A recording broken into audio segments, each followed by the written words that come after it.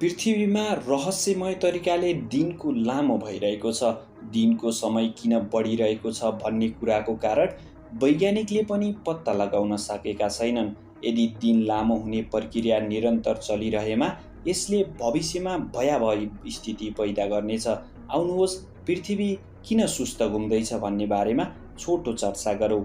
आणविक घडीको गणनाबाट पृथ्वीमा दिनको समय रहस्यमय तरिकाले वृद्धि भएको तथ्य पत्ता लागेको हो।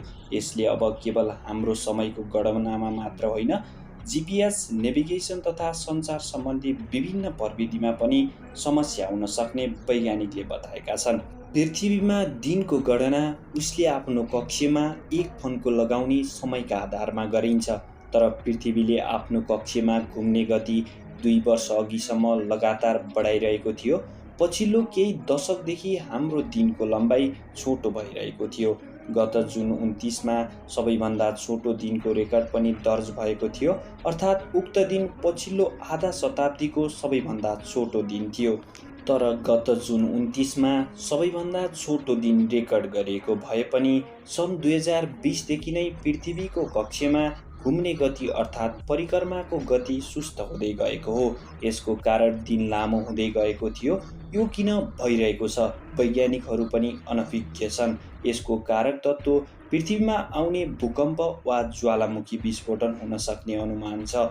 हाम्रो फोन वा घडीमा त पहिले जस्तै 24 घन्टाको एक दिन देखाइरहेको छ, तर पृथ्वीले यसअघि 24 घन्टामा आफ्नो कक्षमा फन्को लगाउनेमा अहिले केही थप समय लगाइरहेको छ। आम रूपमा यो परिवर्तन करोडौँ वर्षमा हुने गर्दछ, यति छिटो होइन। पछिल्लो केही करोड वर्षदेखि पृथ्वीको घुम्ने गति धीमा भइरहेको हो। यसको पछाडि चन्द्रमाबाट निस्किएको ज्वारभाटाको घर्षण हो। हरेक शताब्दीमा पृथ्वीको दिन समय 2.3 मिलिसेकेन्डले बढिरहेको छ। केही वर्ष पहिले पृथ्वीमा केवल 29 घन्टाको दिन हुन्थ्यो, तर पछिल्लो 20,000 वर्षदेखि अर्को प्रक्रिया सुरु भयो। त्यो हो विपरीत दिशामा पृथ्वीको गति बढ्न थाल्यो। यो घटना हो अन्तिम हिमयुगको, जब ध्रुवीय हिउँ पग्लिँदा सतही चाप कम हुन थाल्यो।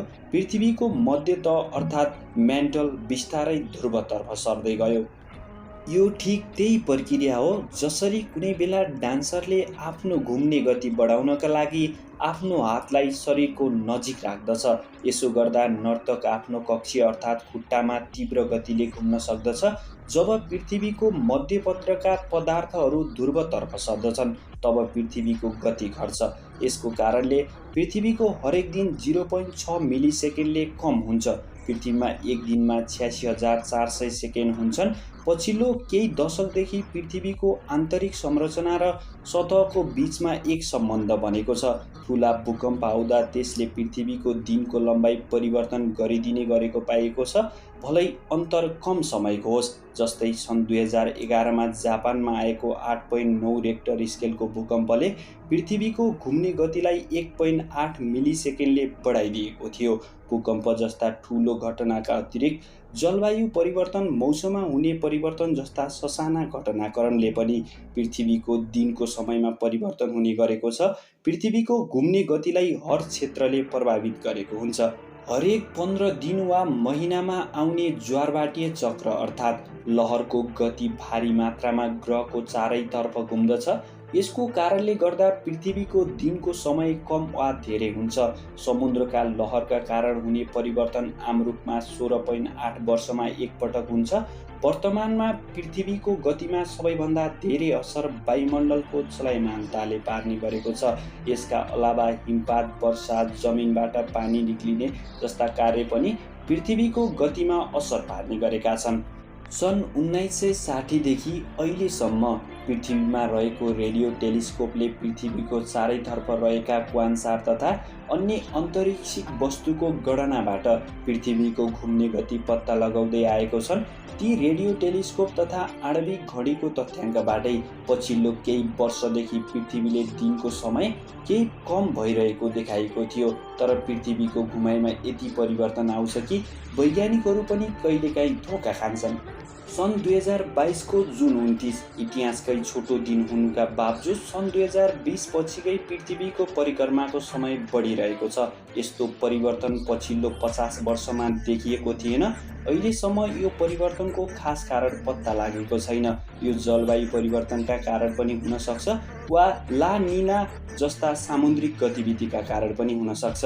पृथ्वीमा ध्रुवीय तथा अन्य क्षेत्रमा हिमगलन तीव्र बनिरहेको छ। डुङ्गा ज्वालामुखी विस्फोटनले पनि वायुमण्डलमा ठूलो परिवर्तन आयो। यी सबै कारणले पृथ्वीको घुम्ने गतिलाई सुस्त बनाएको हुन सक्छ।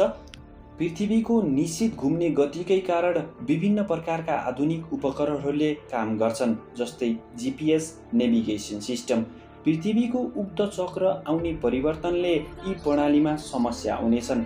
हरेक केही वर्षमा समयको गणना गर्नेहरूले लिपी सेकेन्ड जोड्नुपर्नेछ ताकि पृथ्वीको घुम्ने गतिसँगै दिनको समयमा समस्या नआओस्। यदि पृथ्वीमा दिन अझै लामो हुँदै गएमा हामीले नेभिगेसन लिपी सेकेन्ड जोड्नुपर्ने हुन्छ।